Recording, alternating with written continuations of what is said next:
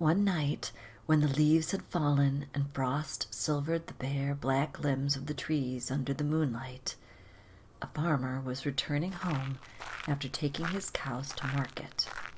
He was in a good mood, since his purse was fat with coins, so he decided to take a shortcut through the woods rather than follow the road, so he could stop at a tavern and enjoy a beer before he went home. It was much darker in the woods, and his mood lowered a bit, but he just strode a little faster. As he walked, he began to get the sensation he was being watched. He started to look around when suddenly something heavy landed on his back. He jerked to throw it off, but nothing he did could dislodge it. To his horror, he realized the thing on his back was a Myling, the damned soul of a child who died unbaptized in the forest after being abandoned there. "Take me to the graveyard," it demanded. "Hallowed ground will let me rest."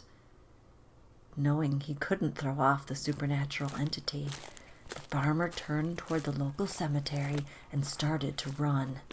But as he ran, the child's soul became heavier. Soon he could only jog, but still the Myling became heavier again, until it was like having a yearling calf over his shoulders.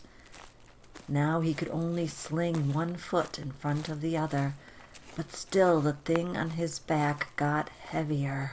The farmer dragged his body forward, reached the edge of the woods, and in the distance he could see the gates of the graveyard.